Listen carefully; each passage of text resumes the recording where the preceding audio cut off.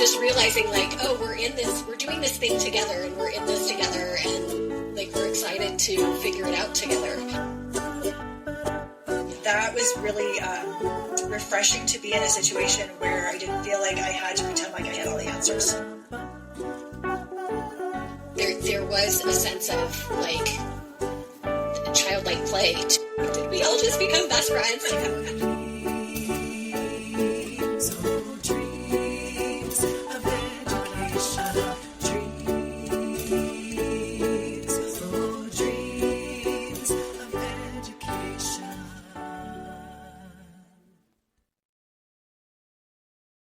Hi, friends. Welcome to another Dreams of Education podcast with me, Kelly Tenkely, and my friend and co-host, Michelle Baldwin.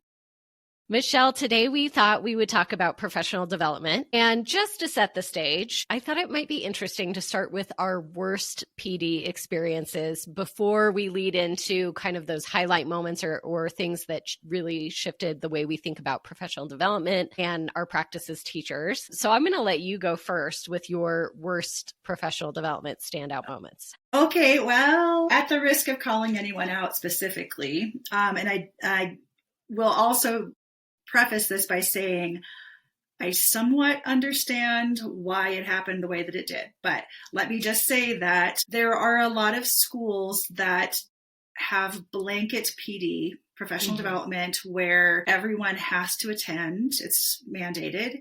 Yep. Required by the district or the building, whatever.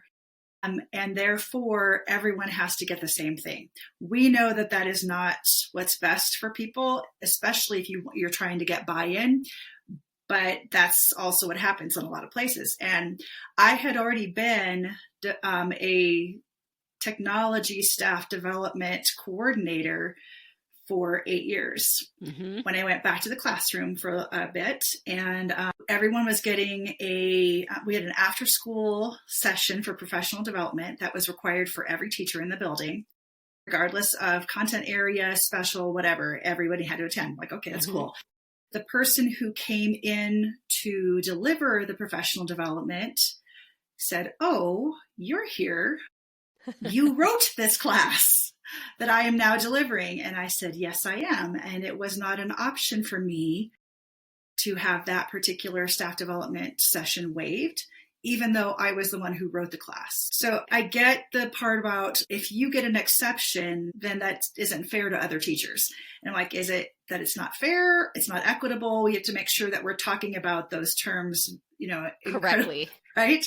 Yeah. But it was, so of course I attended, of course I, did what was expected because I'm a rule follower in some ways, but it did leave me very resentful that my time wasn't honored, that my learning, as well as everybody else who was in that session, we weren't honored for what we already knew what to do or how to do. And then we're given options for something else, right? Because there were a lot of things that I would love to have been learning at the time. I am, super curious, always have been, and I would have loved to use that time to learn something more about my field or whatever it happens to be. But it was unfortunate that that was an hour after school. So already a full day of teaching.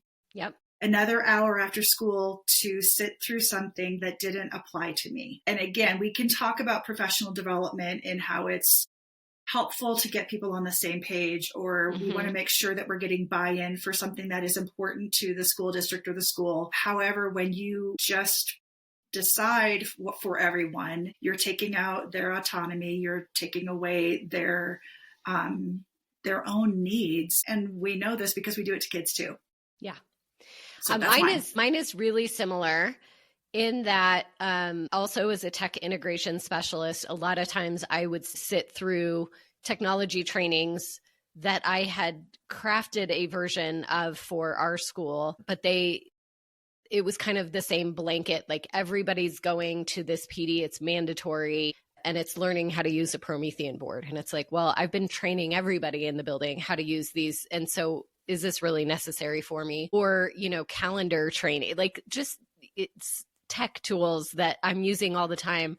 I'm the one working with every teacher when they need that support. And then I'm sitting through the PD and often get pulled into the PD as somebody co-leading because the person leading didn't always, know all the ins and outs of a program or know all the ins and outs of our school. And so I'd get pulled in, which is fine, but they're not paying me to do that PD. Again, it's that wasted time of like, here I am sitting through this hour when you and I are both very curious. We love, like, we will autonomously learn all the time.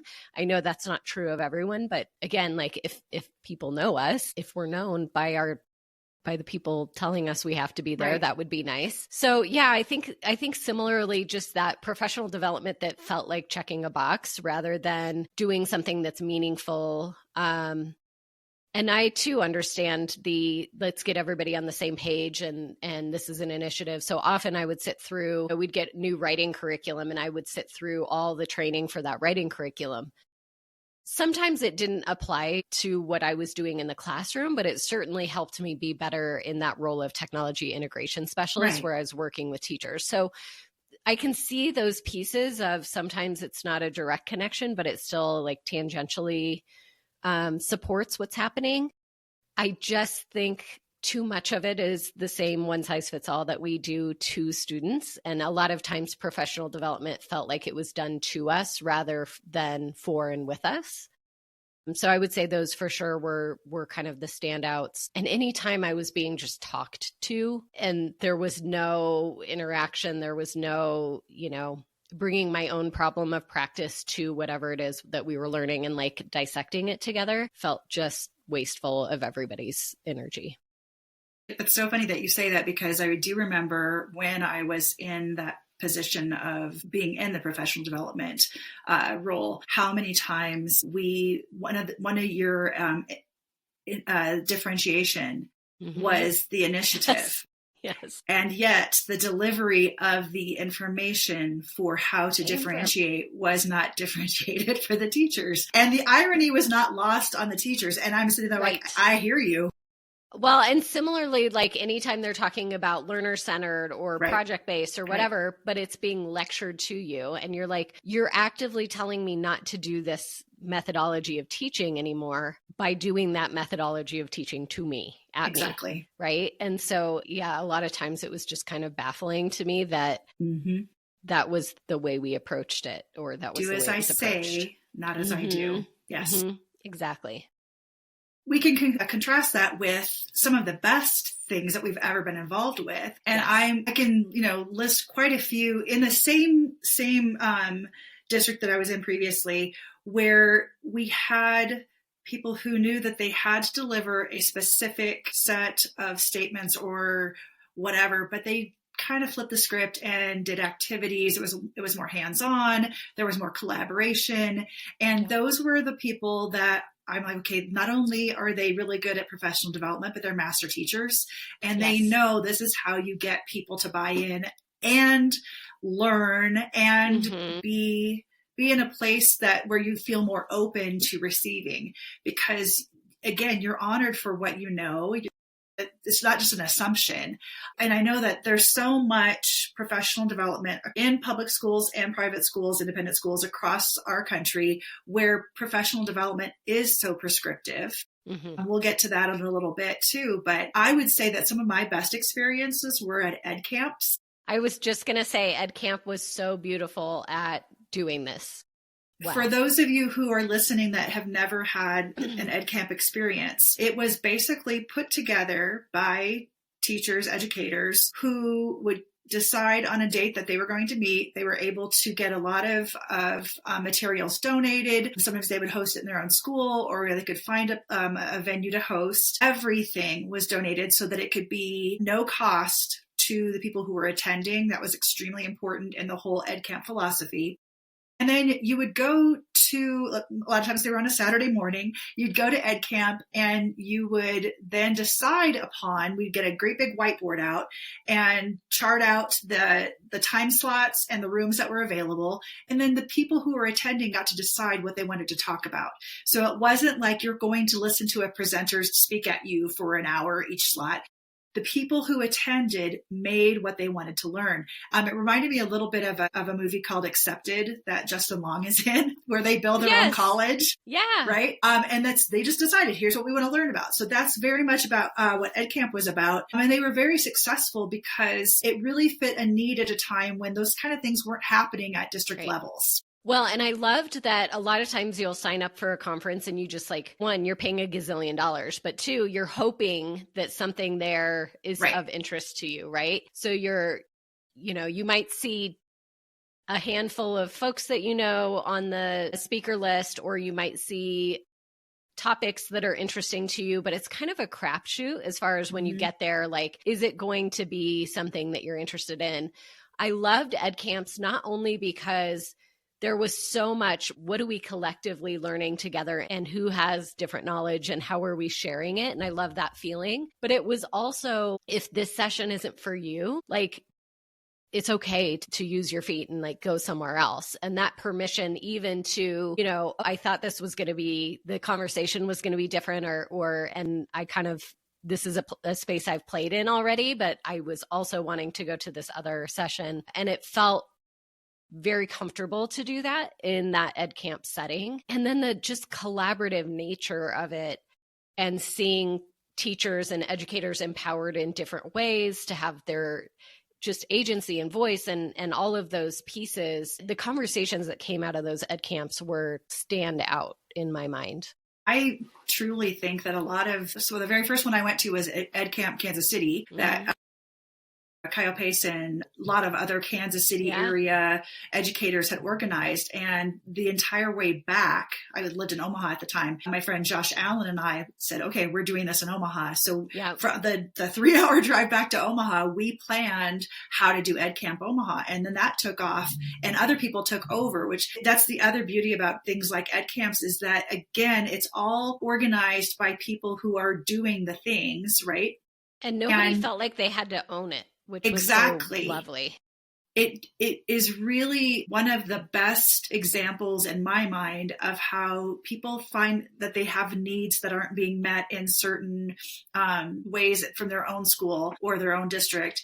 And they just step up and say, hey, this is something I'm really thinking about. Who wants to join me? And that whole collective intelligence that we talk about a lot, bringing people together and having those conversations. It was just, especially, so that was probably 2007, 8, 9. I don't remember now.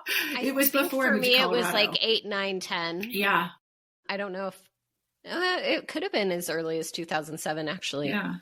Yeah. So it was, again, just one of those things that I feel like those are the times when you see, okay, here's what can happen when you empower people to step up and say, this is what I need. So we took, again, it was free, but we took a weekend to go do learning that nobody mandated us to attend.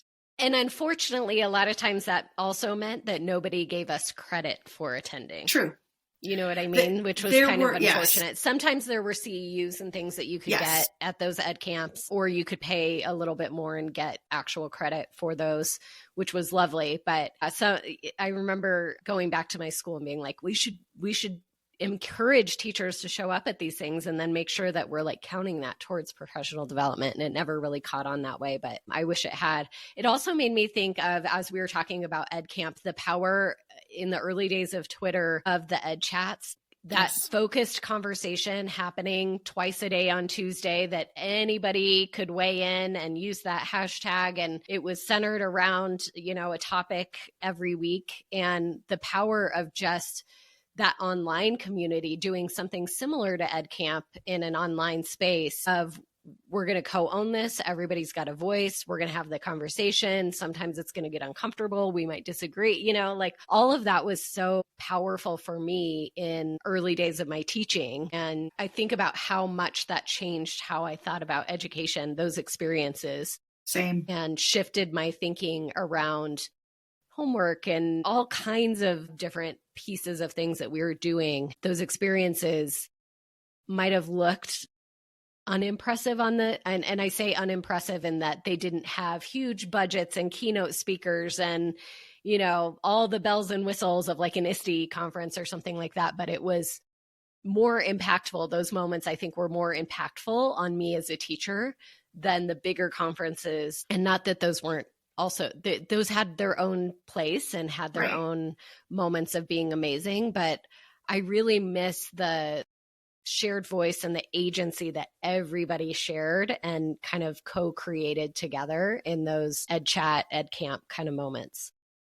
I was just thinking that, again, in Twitter in its infancy, a lot of the network was educators. There were educators, knitters, like people who were knitting, and celebrities.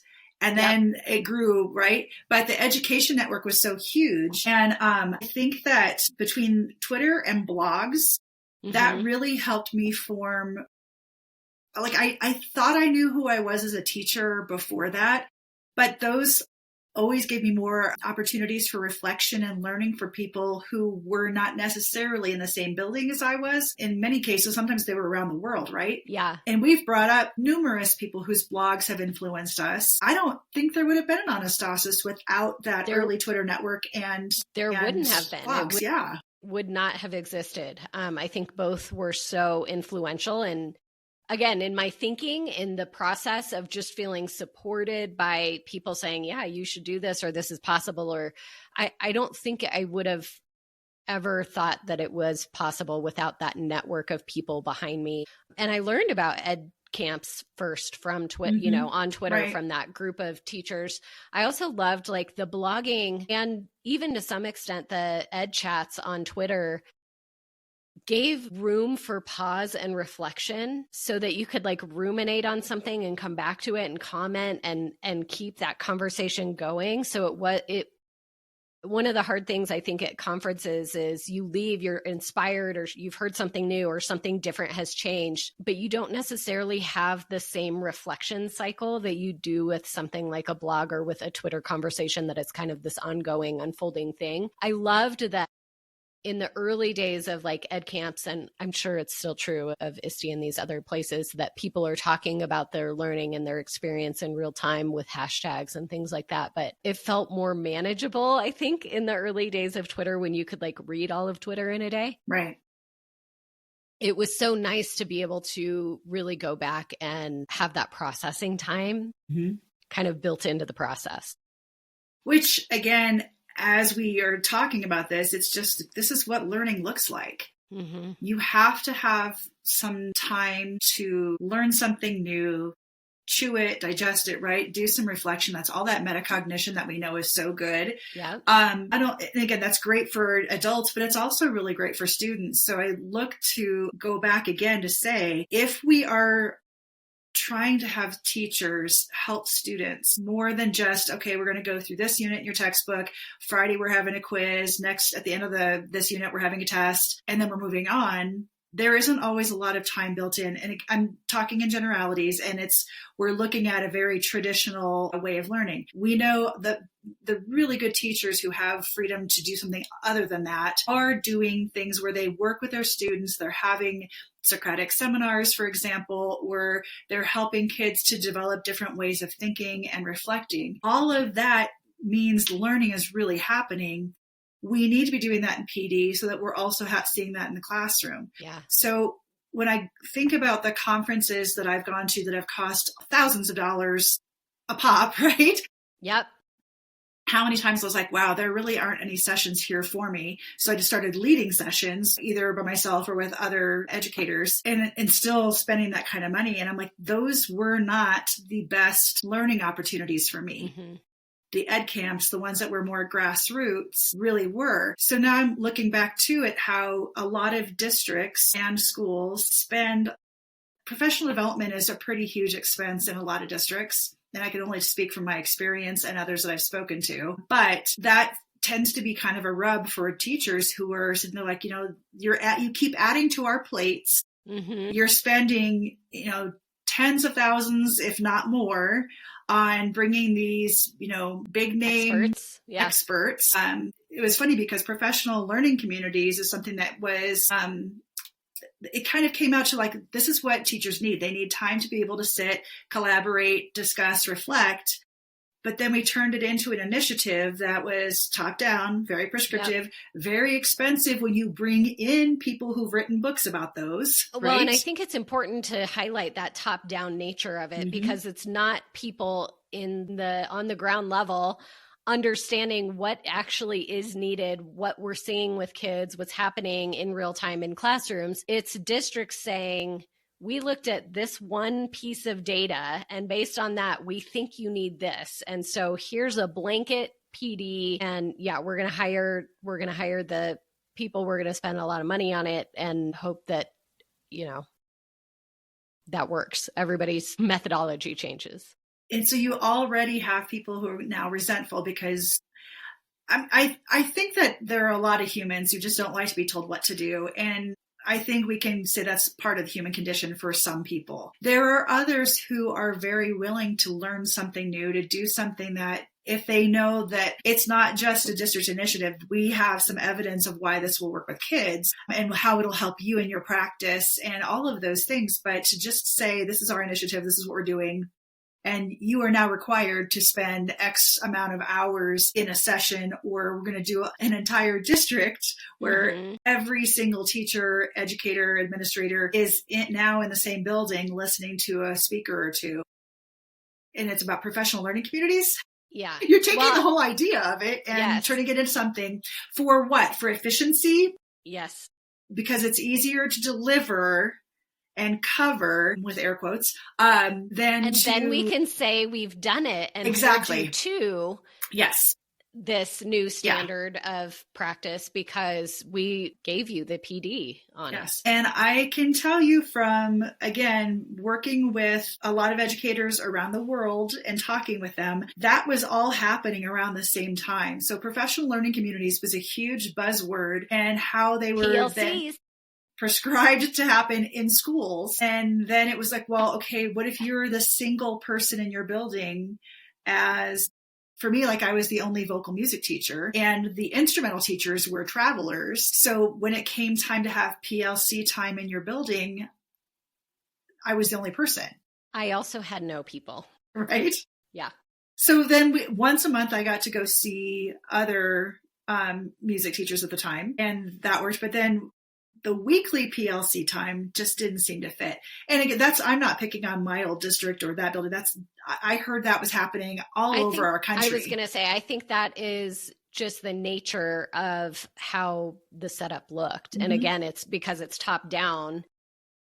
People weren't thinking about our kind of role in that, right? They were thinking differently about it. So online on Twitter and through our blogs, we developed PLNs, which is for professional learning networks. That to me was very valuable. But that's also because we found our people, right? It wasn't, go find this. It was, look what I found. And the people that we found were more diverse in their perspectives, in their experiences, in their roles. And I think that made it really rich. I'm glad it wasn't just me with a bunch of other tech people, right? Like I'm glad that I was connected with so many different voices, so many different perspectives, researchers, you heard from everybody, and it got you out of the echo chamber, one, of your school, but two, of even your role and, perspective in the country or in the world, which was really great. All of those things to say that we know that professional development is very necessary. It helps us continue to stay current with what we are learning. Like I love that at Anastasis, we did a lot of professional development that centered around the brain.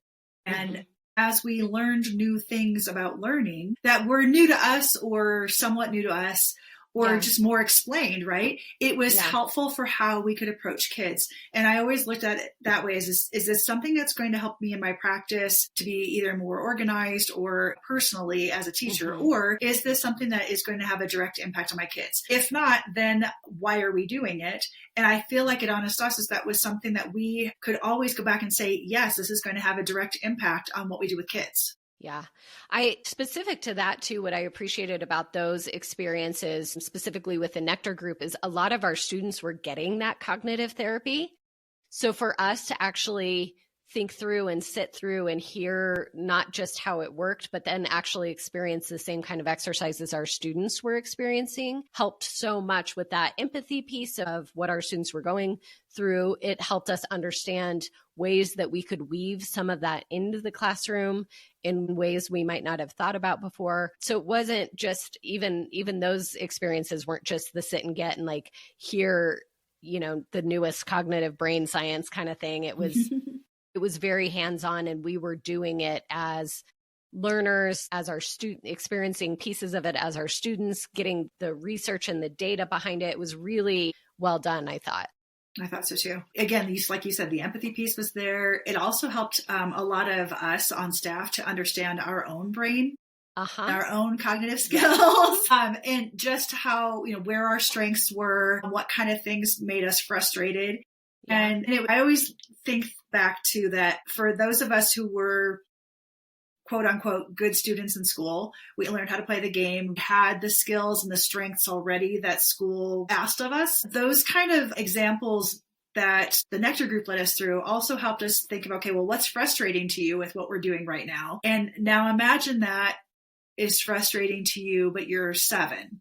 Instead of 47, right? And how it's, again, and just your giving skill level may be in the 3rd percentile, and you're working with the student who has it in the 7th percentile. Right.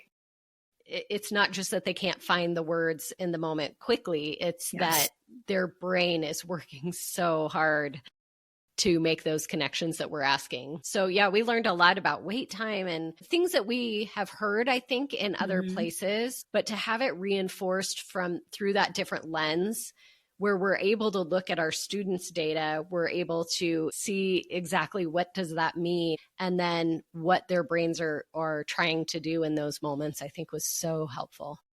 Having the analogy of, okay, if you're talking to a student and their audio processing or oral processing is not where you're expecting it to be, they're catching every 5th word maybe. And the analogy of a CPU on a computer that has too many things open all at one time, and that you can't, it just like shuts down. Well, I stop and think too about things like that and how when we are feeling that ourselves, there are so many times when I'm on overload, and it might not be because just how my brain is all the time. It might just be something's happened at home, or the weather was bad and it was a hard drive to get to work. I mean, all of these little things, right? And it makes me still go back to, if we're doing professional development that helps us directly impact children, that empathy piece should be one of the number one things that we talk about in professional development, because all of the data in the world about their math scores or their science or their reading, none of those things is going to be able to help us directly impact kids if we don't see the kids who are in front of us, and if we don't have that empathy for how they're coming to us. And if we don't really understand what that data means from a practical standpoint. If it's one thing to see that working memory is really low, it's another to realize that as we're lecturing or anything that we're doing with students, right, they're working with a leaky, like a sieve. So none of it's staying in there. It's just leaking right back out. And then we're frustrated with kids because it's like, well, we just talked about this. I just gave you the 5 things that you're supposed to do. When you realize that it's not in their control, they don't have that cognitive skill built up yet, you start in a different place. Your care for that student is different. The way you approach that learning experience is different. Similarly to like the visual processing, we expect that we're going to do a read aloud and that kids are making that picture in their mind, or doing math, and we're assuming that they're seeing those relationships in their mind. For students that have weak visual processing, there's nothing happening there. They can't make that picture. And so we're expecting that their comprehension of the story we just spent the last half hour reading aloud and discussing is going to be there. But if their visual processing wasn't there and they don't have that skill, and we're not working on that skill with them, we're perpetuating the same struggle that they have over and over. And then we're frustrated because they're not getting it. And why can't they just, they're just not paying attention, or they're focused on something else. And it's like, that's the blaming that can happen when we don't really take the time to understand what it is that's going on. That is exactly what I was just going to say. And how many times it's like, well, if they would just work harder, or if they would just pay attention better. And it goes back to a behavioral focus rather than, there are some things that I need to know more about my students to help me be a better teacher. And that's funny, that a quick aside that, there's like always like these little memes that go around online of how many people, when you say the word apple, cannot picture an apple. And I'm like, well, of course you can. I see a full movie of an apple in my head, and not everyone's like that. So I don't know that that's necessarily differences. I think that might just be a cognitive issue that some people never had either diagnosed. I think maybe that's the wrong word, but that's not something that was ever. It was never understood that they don't see that. Yeah. And that whether you can go through cognitive training to get that back, if you've never had it, whatever. It's really interesting to me that if that many adults talk about it and say, yeah, I don't see pictures in my brain. I have no idea what you're talking about. If that's true of adults who have an understanding of the world and have learned coping mechanisms, look at the number of kids who are coming to us then that don't have that, and we don't understand that they don't have it. Mm-hmm. Well, and I think about the number of parents who, as we would sit in these meetings and help them understand these different pieces of what this testing meant or what it revealed about their child, how many would break down in tears. And I've just been frustrated that they can't follow 5 directions in the morning, right? And how hard they have been on that kid, assuming it's a behavioral issue, when it's really, they truly don't have the cognitive skills to do that independently yet. And I hope people who are listening to this don't take that as a marker of intelligence. It is not. In fact, some of our most intelligent kids really struggle, like IQ-wise intelligent. Right.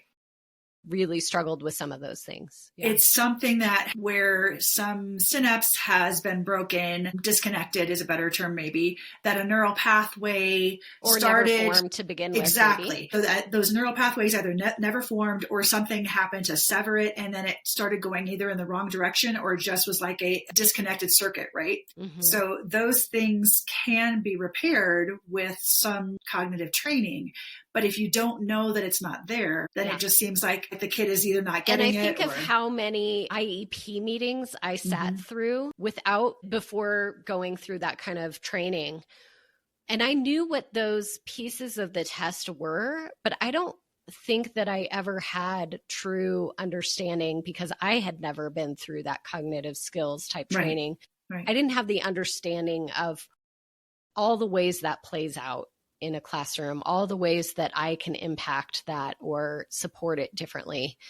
And again, we deal with humanity and brains, and there's so little PD that does that well. It makes in my background experience. Exactly. Same with me. It makes me think how much more valuable that could be if it were a part of every school, as this is just something that we provide. I'm astounded it's not part of every teaching program. I know. Everywhere. Which leads us back into professional development. I know that it's very difficult to fit in everything allegedly, that a teacher needs in a 4-year program, let's say. And I know that there are quite a few accelerated programs that get bodies into the classroom also. Yeah. The focus in so many education schools, colleges, universities is content. I was fortunate enough to have at least some child development. I was going to say almost exclusively focused in a lot of the experiences I've had on content. And the thing that made me a better teacher was less focus on content and more focus on children, their development, cognitive skills, learning how to empathize. Even the trainings that we did about trauma and how trauma impacts the brain, impacts how you're able to show up, impacts what you're able to do.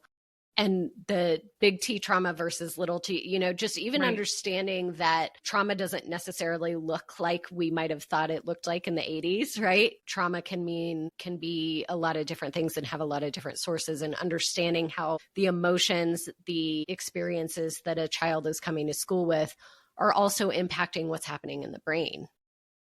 Again, not something I learned in my teaching programs in the early 2000s.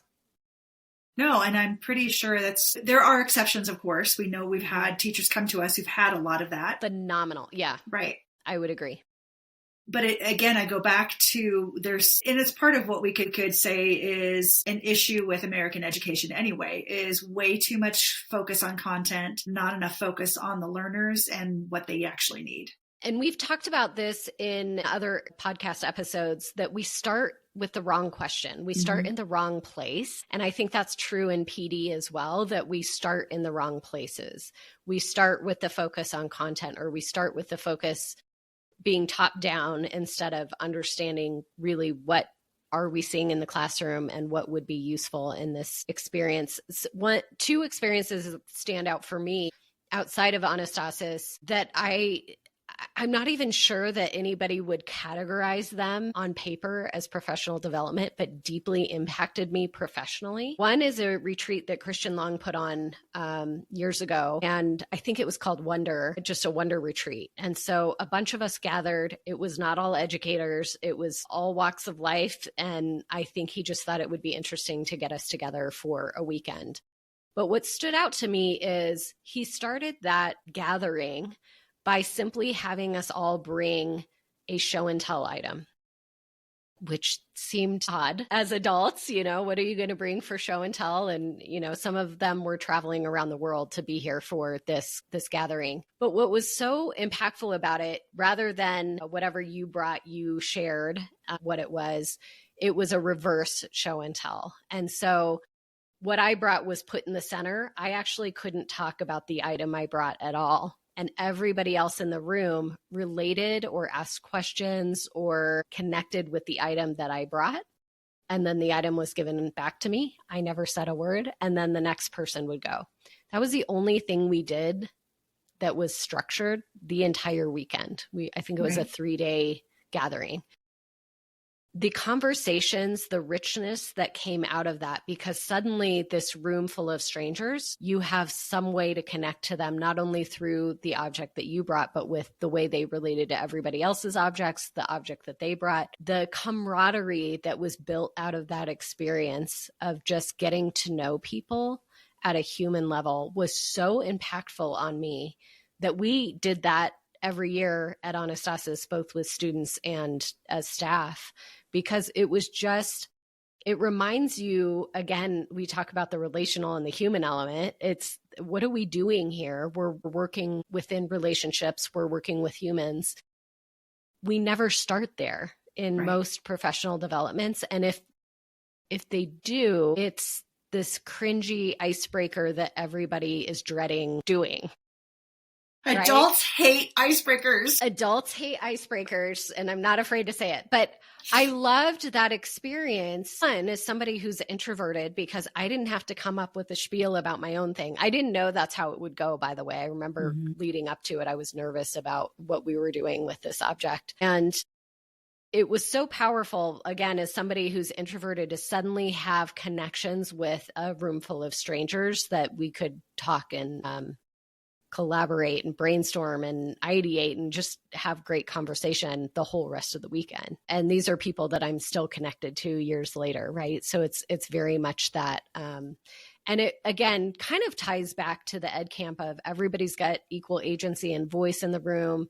There's no one person owning, even Christian, who organized the whole thing. There's no one person really owning what's happening. And it's just this beautiful unfolding of people, doing life together and thinking together. And so that's one that's so impactful. One that's really similar is Iterative Space, which was a gathering that grew out of Embark School here in Colorado. And the way that Iterative worked is you would apply for this experience, and really interesting, bring a problem that you want to work on, was loosely how it was stated, I think, in the application. And we're going to give you 3 to 6 weeks we're going to give you a beautiful space to work on this problem.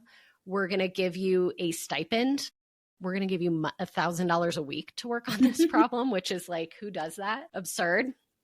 And if anybody's wondering, that was a foundation put money in for this kind of professional development. But it was a gathering of probably 25, 30 of us in a home in the middle of Denver that was called the Iterative Space. And it was just a place to go and work. They didn't know anything about the problem that you were working on. They didn't care if you finished it. There was no check-ins. There was no follow-up. It was truly just a place to come and be with others doing interesting, innovative work in education. The only rules were you could come and go as you pleased every day. You didn't have to show up every day. Only rules were that when you were there, that you would have lunch with whoever else was there, which I thought was completely brilliant. They also provided lunch, which again, this is like so not your typical PD experience where usually teachers are like scrounging for M's and anyone who's not an educator who's listening to us, they have no idea.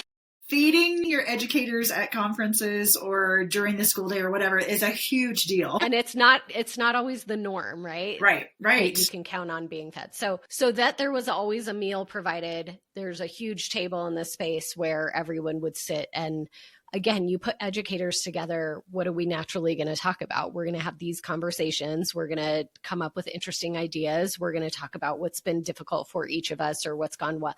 Like all of these things, we're going to talk about what we're working on and what other people and those ideas start colliding. One of the most powerful experiences I have ever had. But again, it was that relational piece. It was not outcome-based. It wasn't content-based. It wasn't anything. It was starting in a different place altogether. And so when I was creating experiences for Anastasis, I hadn't had either of those actually before, but I had this sense that if we as a staff did not have the camaraderie together, did not have the way of being together, caring about each other, caring about what was happening, knowing each other at a human level, that the rest of what we were going to do was not going to work as well. So a lot of our experiences were very like, how do we build connection with each other? Well, and again, we go back to a lot of PD is prescriptive, top down, and the goal is efficiency, right? And it's interesting how much money often is spent on efficiency, and like that's anything but efficient. Right. And so I can see from both sides of the story because I've been in both places as the one helping to provide professional development as well as the one sitting through it. And there's this essence of, well, you don't always know what you don't know. Mm-hmm. So that's true. That is true. But that isn't always what I need also. And even we don't always know we don't always know what we don't know. Yes, thank you. I was like, wait, we don't always know what we don't know.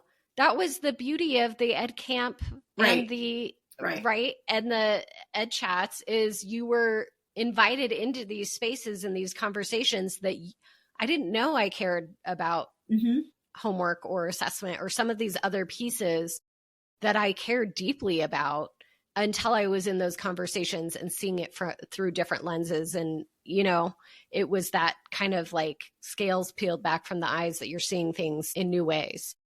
There's a Shrug Con that's very much like the old EduCons but it's all online through the University of Windsor. And Dave, I just realized that when you follow people online for years, you know their names, but you don't always know how to pronounce their names. So it's Dave Cormier or Cormier. I mean, I would say Cormier, but I think it's Cormier. Dave is at the University of Windsor, and he is the one who's organized and facilitates ShrugCon, which is all about uncertainty. And so people will submit things that they want to talk about. And the beauty of it is they talk for maybe 5 minutes, and then the rest is all everybody else is attending, talking through those things. And again, Dave's a wonderful facilitator, but it's been interesting because it's a lot of post-secondary university educators as well as high school. And then I'm sometimes the only non-university person in the group. But that, as you had said earlier, the diversity of experience and thought as you're sitting there listening to people talk, it's that to me was very valuable. And again, that was something I attended,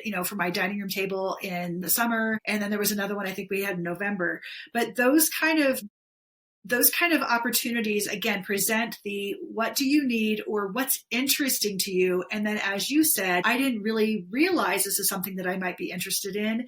And I'm looking at things in a new way as they apply to me. So when we go back to some of the professional development that we did at Anastasis, it still reminds me that we were looking at it from a relational point of view and bringing in things that maybe we wouldn't ordinarily think of as professional development. When we all went a lot of times, we all took a cooking class together one time.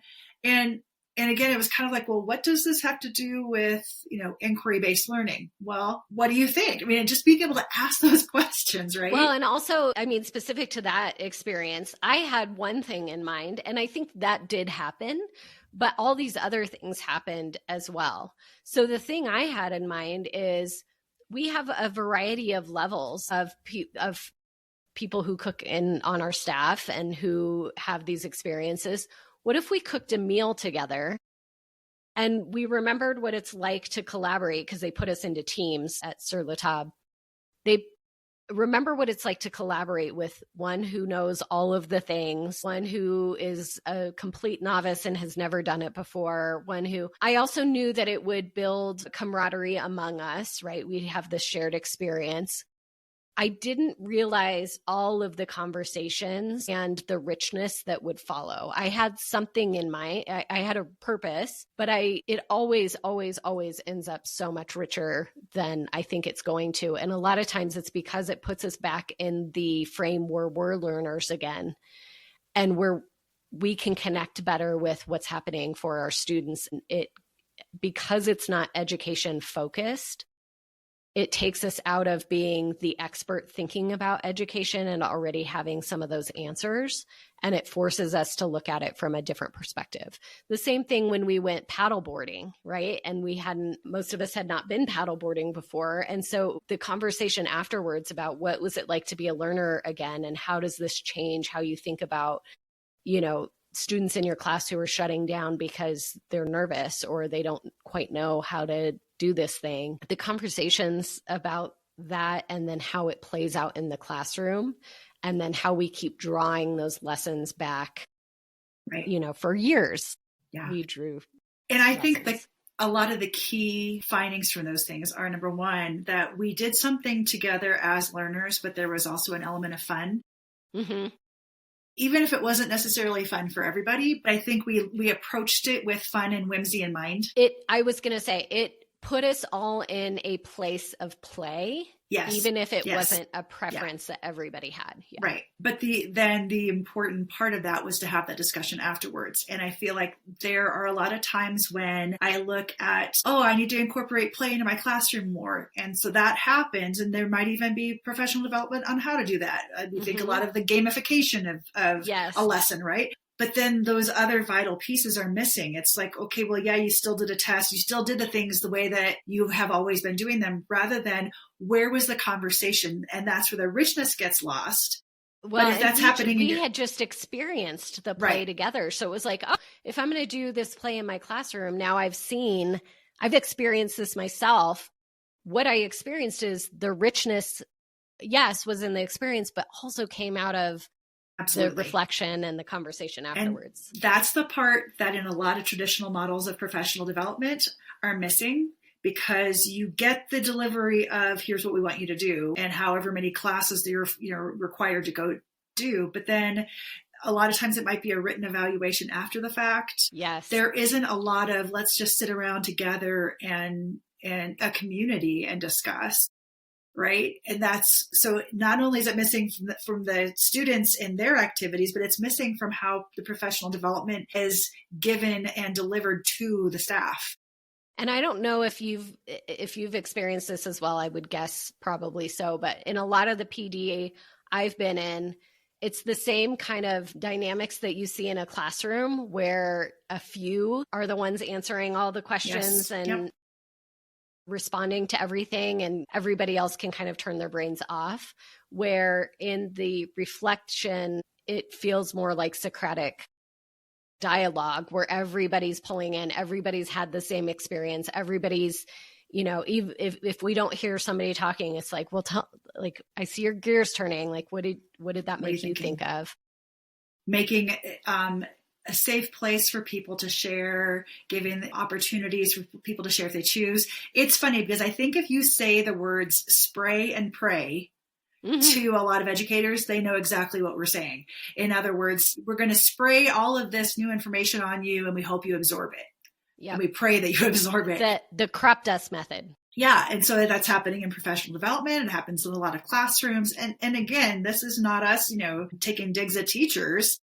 No, you're in a system that doesn't often provide you opportunity to do the things that we know might be better for learning. Because again, we go back to time, efficiency, and money. And those three things should not dictate learning in general, but even just how we help teachers become better teachers. Well, and I can tell you, because I know our budget, Anastasis, our professional development experiences either were very, very low cost or no cost. And they were more rich and worthwhile for me than the majority that I know cost a lot for the schools that I've been in. Well, and I think we've talked before also about how sometimes professional development is geared to address the least likely to participate. So we know that some people are going to push back and not do what we expect them to do. So now we're going to put constraints around all of it to make sure everybody does exactly the same. Yeah. And again, it's human nature. There are some people who are going to check out no matter what you do. And it might be that they're going through something or that's just who they are. There's a lot of stuff that we don't need to unwrap right now. Designing anything to learn around that person makes it suffering for everybody else.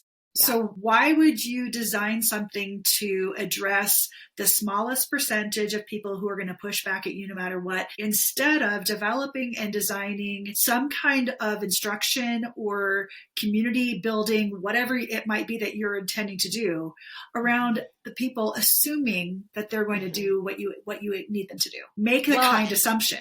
And yes. And what I loved about the way that things unfolded at Anastasis is because we had built the camaraderie. I mean, how many PD sessions were actually just happy hours where we were getting together intentionally? Because what happens when you get educators together, they're going to talk about what's going on in their classrooms and what they're struggling with and what's gone really well. And like we naturally do that.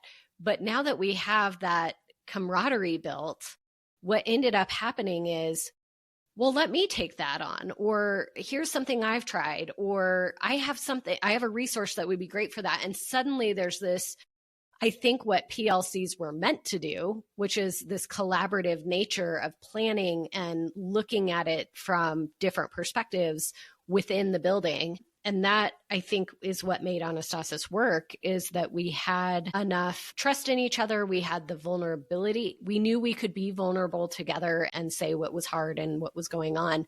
But it's because we had enough experiences that were helping us bond relationally as a group. I would agree with that, but I'd also say that part of it came from you as the administrator not tying anything to like merit. So yeah. In a lot of school systems, whether it's merit pay or teacher of the year awards or whatever it might be, a lot of times we're pitting educators against each other and making them almost like in a competition. So why would I want to collaborate with someone and give them all my best ideas if that's going to zing me in the end? Now, we look at it as, well, is it good for kids? Then I should do it, right? Yes. Regardless of, but we can't all be so, I'm not going to be the person to say, well, I'm a martyr, so I'm going to do this just for the sake of the kids. That isn't the way that a lot of schools are set up. So when you continue to pit teachers against each other, to make them compete, to say how the administrator does observations, who they acknowledge in all staff meetings, those kind of things can be very, very detrimental to a staff and the health and culture of the school. So we've seen that happen a lot too. And I'm glad that you pointed that out, because it's not something I think to call out, but it was part of our culture is, we didn't have some of those constraints or some of those pieces in place that made it impossible to do that. And that is important to note. And that's kind of our culture all the way down, because we don't rank and sort kids. Part of that is the way that we do our assessment and reporting without grades. We don't have student achievement awards or honor rolls or things like that. Nope. Because as our late friend Joe Bauer did series and series of posts and articles about how detrimental rewards are to learning. Yep. All of those things combined, we just look at how when you put carrots in front of people, the worst part of them will tend to come out to get the carrot rather than, is it the end product or is it the process of learning that is most important? Now, we did have awards at Anastasis for teachers inspired by the Dundee Awards. And every year we chose somebody's name, another staff member's name, and then we created one of the most absurd awards ever. I think I have one down here somewhere. Do you? Do you remember what it was for? I'm sure it's on, so I'll have to look. So we did these award ceremonies. Which one's that for? This is from 2013. And it's a trophy that's like a flamingo and I have no idea what else is on here. And on the bottom, it says that Michelle was the wannabe Canadian for that year. That checks out. So we would collect either the most like absurd, silly moments of the year and keep like running lists so that we could make an award for that person. And then during one of our staff parties, we would hold an award ceremony where we traded these awards, and it was always a good time. But again, that was more about your scene. There's camaraderie. Right. Your people know you. Like we all know we're all in on the joke together. There was nothing merit at all involved. That makes me think of like the superlatives that they used to do. Well, some schools still do it, where, most likely to succeed or most likely to, those kind of things that are, again, sometimes not really even kind. Mm-hmm. I think in high school, my superlative was like weirdest laugh or something. Wow, nice. Yeah. And of course, then it made me very self-conscious. I was going to say, not same. Yeah. And again, that was not how I identified anyway. So I was kind of like, oh, that's how you see me. Yeah. So when you think about because a lot of schools could take what we do in our professional development at Anastasis, but not build the relationships to get there. And it would not be anywhere near as meaningful. Wreck. Yeah. Yeah. You say it often. Are we seeing who those individuals are? The students who are in front of us, do we see them as students with names? Or is this the one that sleeps during my class? And this is the one who laughs too hard? Or this is the one that's a class clown? I mean, any of those words or labels that we've given to kids over, however long school's been in existence, right? I think, again, my oldest daughter had a teacher. The second I sat down with her at the very first parent-teacher conference, she said, she's a party girl. And I sat there and was like, with, again, 10 seconds. How do you know that about her? And tell me more. All I thought was, you don't know my child, because that is not how my child would describe herself or how I would have described her. And I just was like, okay, I worked in the district. I knew this teacher. And that was the first thing that she said to me about my kid. And I thought, wow, you don't know my child at all. So if I'm a staff member of your school and we're doing physical therapy, where's my brain today? Weird. Doing professional development, PD, PT, they sound the same, right? They do sound the same. If it's professional development and you start off with either something that's a joke or an icebreaker that makes me feel uncomfortable, I just don't feel seen. And how are we meeting the needs then? And I was going to say this because we had developed a relationship that we could do these things. It wouldn't have worked any other way. And they were at the end of the year, not the beginning. Yes. Right.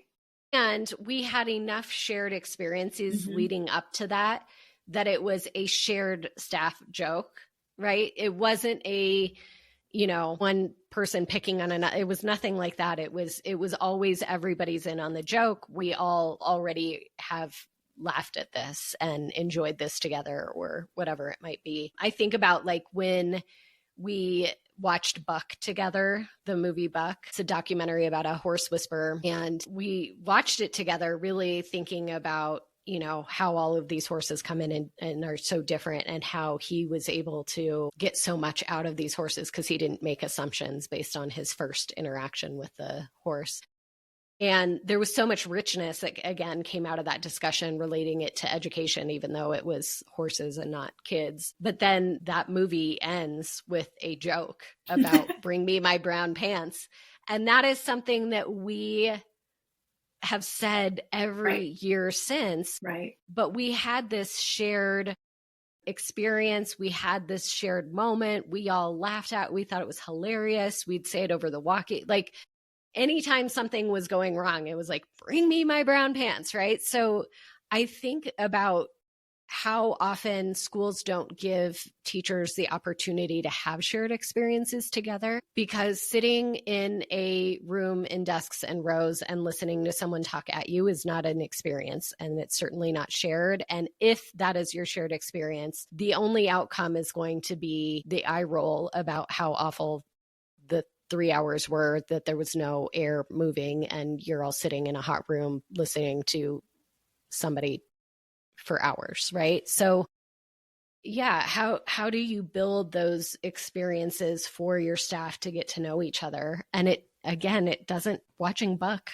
cost us probably nothing. Having those conversations cost us nothing. But that experience and those conversations were invaluable. Right. I think that if I were a public school teacher listening to this podcast right now in the year 2024, but it's 2025, my friend. Oh, right. I forgot. Sorry. Yeah, 2024 did a number on a lot of us, didn't it?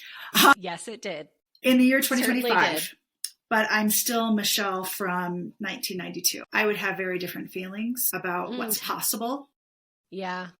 Because I'd only ever experienced school as it was when I was a student, and a good student, and I'd only ever experienced teaching the way that I was taught to teach. Yeah.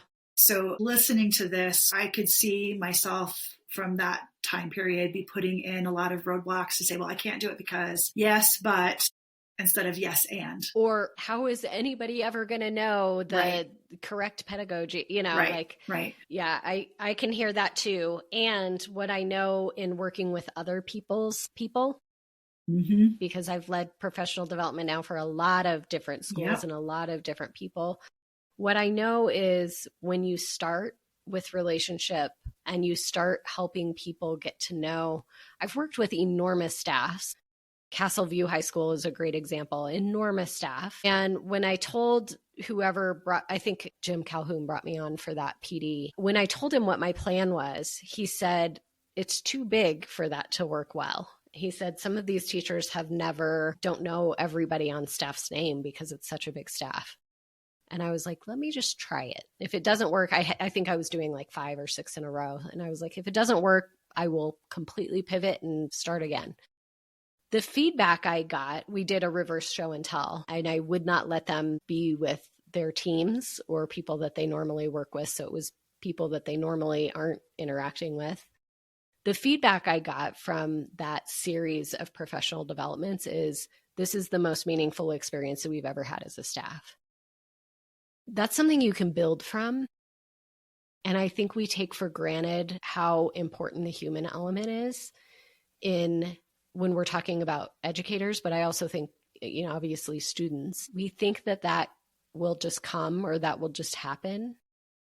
But the reality is, if you start there and build from it, there's something to build from. I think back to some of the sessions that I've led for schools or at conferences, and the ones that were the most successful. Obviously, we started with the human aspect of who we were, and just saying, you're an adult, and if you have needs, you know that you can take care of your needs. Saying that one thing at the beginning of a session. Shocking, but needs to be said. Right? Yeah. If you if you have to use the restroom, if you need a drink of water, whatever, take care of your needs, because I respect you as a human being above anything else you're going to do here.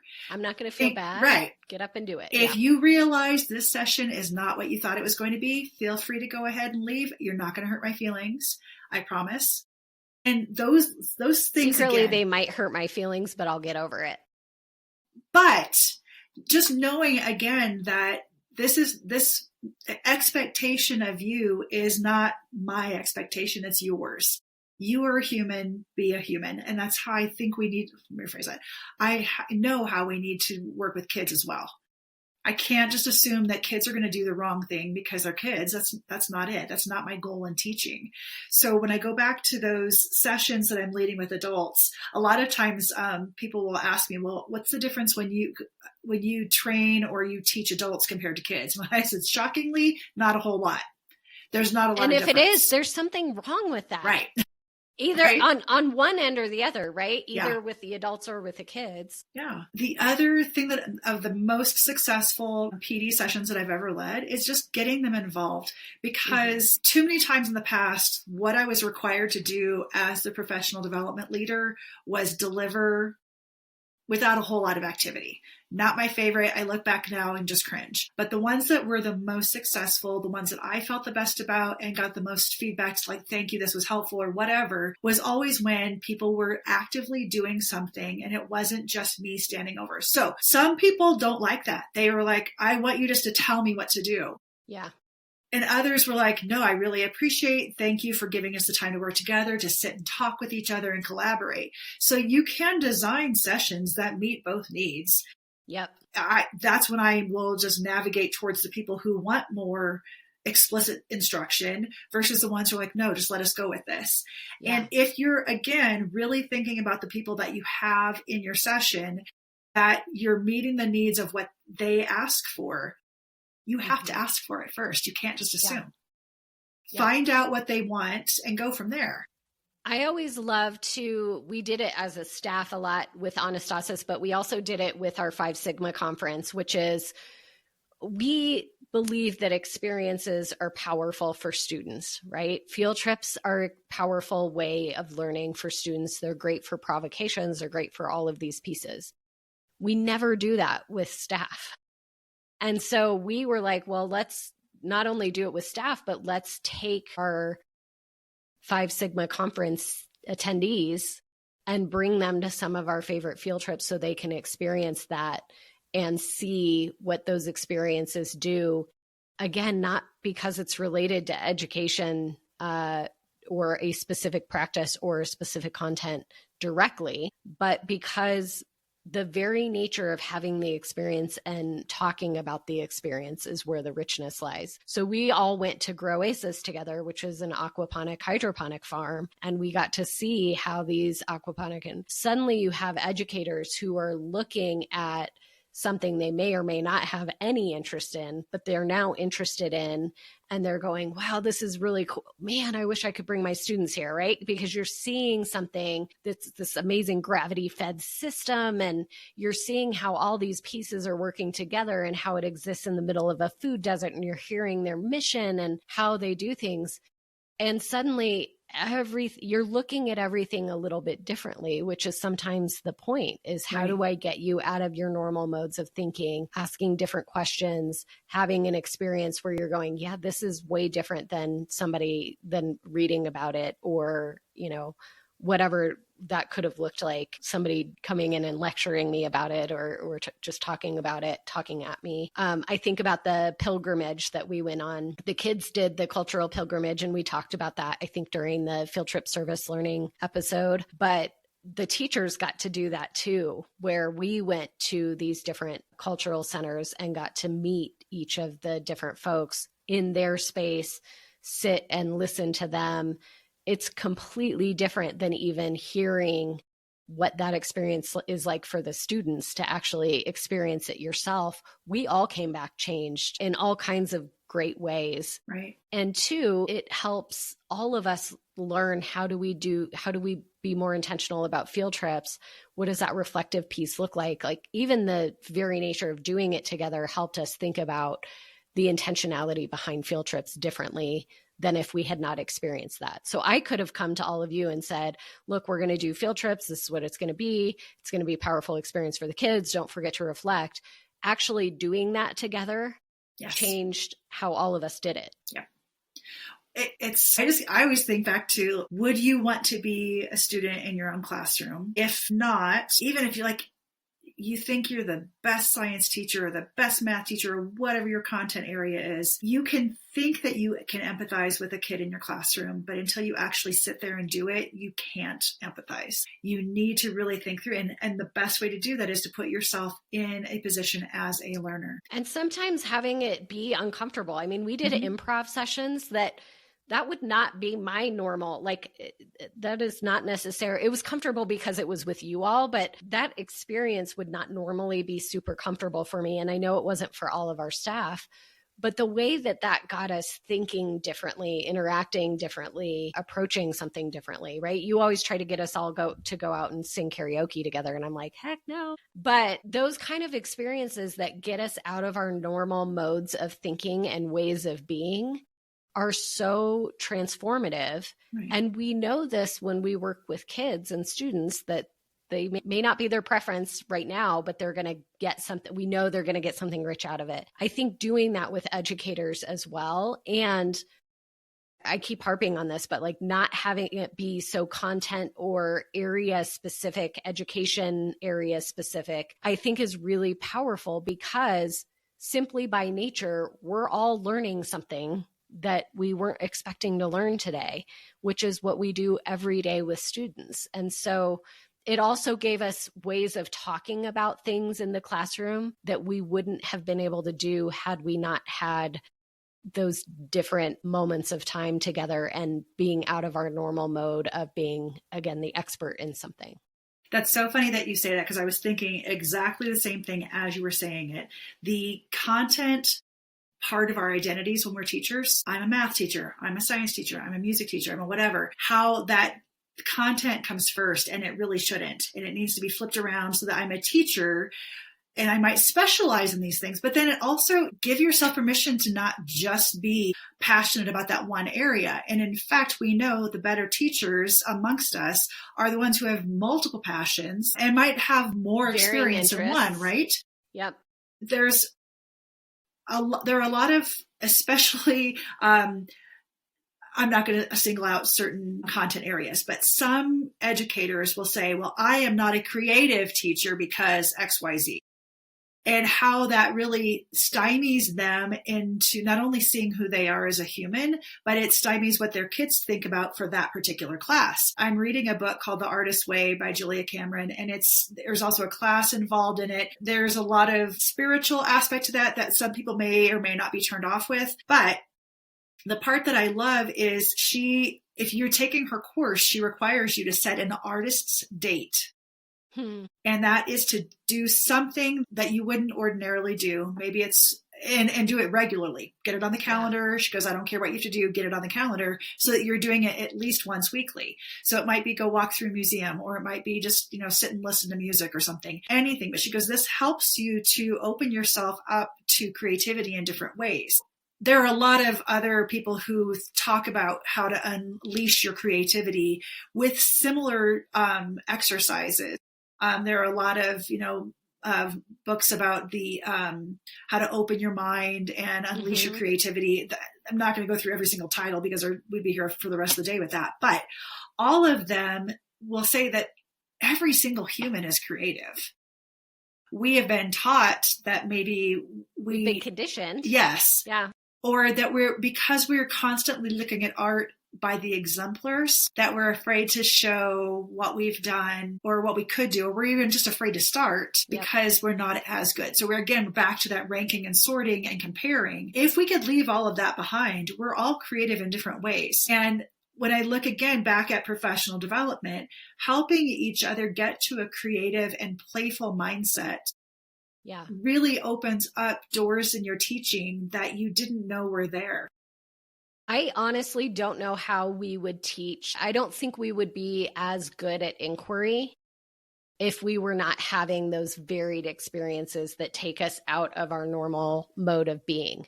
Because yes, those experiences acted like provocations and things for the kids, but it also worked that way for us. You know, we would watch TED Talks, or we would watch documentary clips or things together. Again, not because it was directly related to like, everybody must know this, but it was, how do we enter into our own inquiries as a staff? How do we remember how to be curious? How do we remember how to do all of these things? And a lot of that was through random experiences, or seemingly random, I should say, right? Clips that you don't think have anything to do with what you're doing this week in your classroom.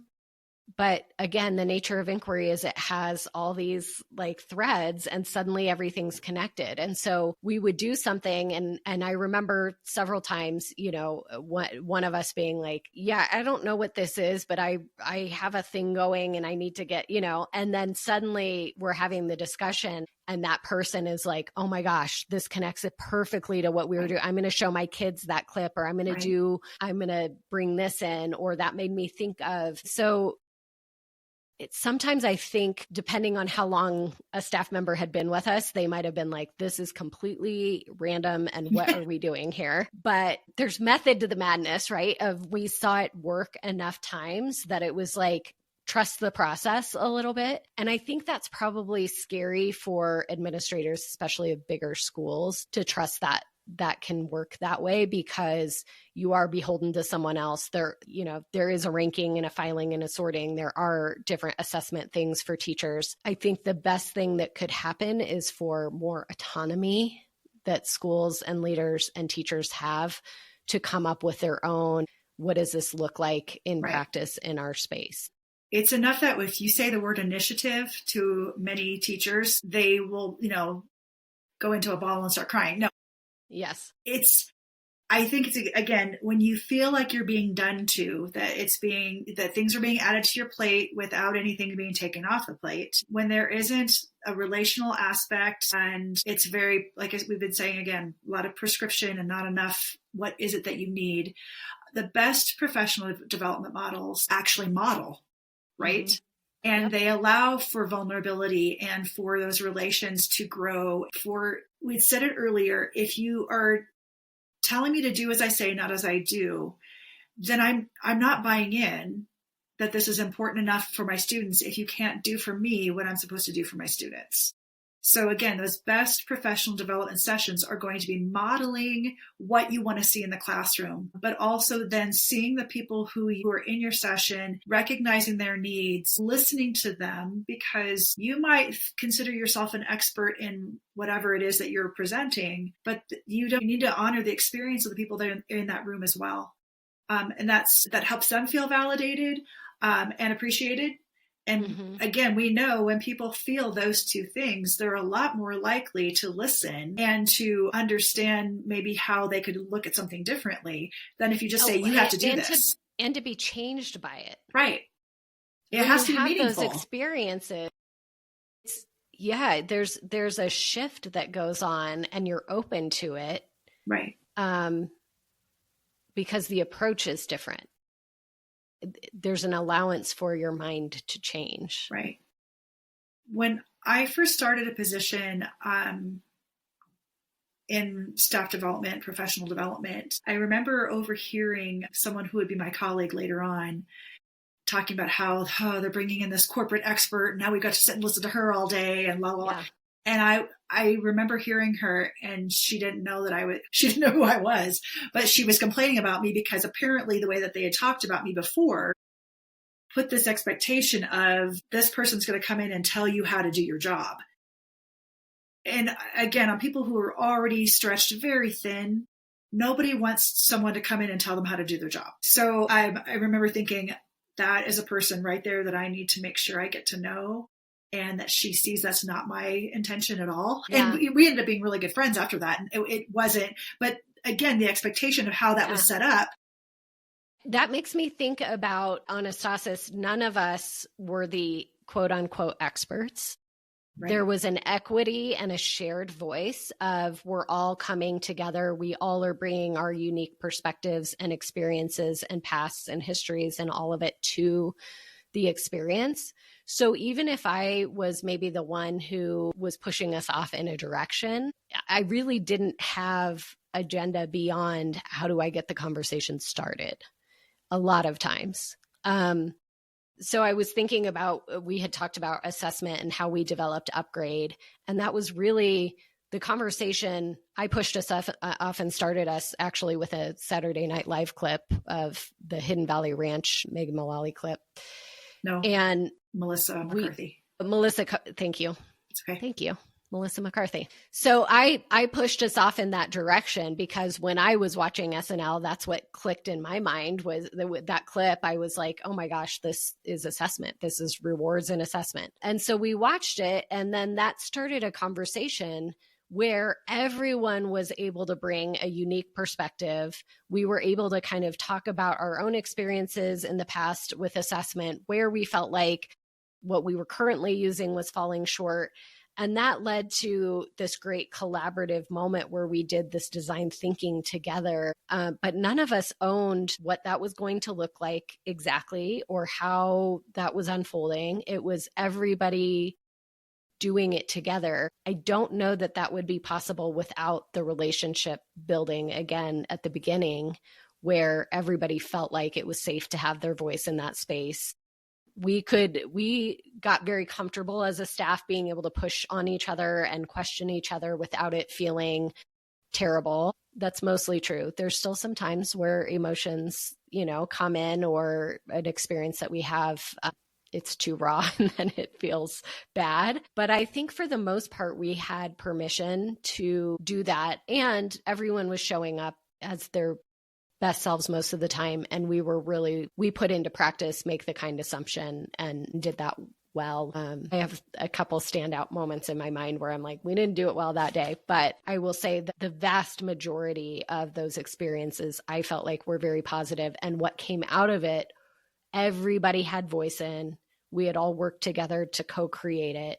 Even our experiences for the students or the events that we were putting on, it was a collaborative. We all were putting it together right in real time, figuring it out together, asking, you're always one that would ask good questions of like, does this feel too much like it's reward based? How might we change that so that one student's, we had those important conversations because it was coming from more than just my mind.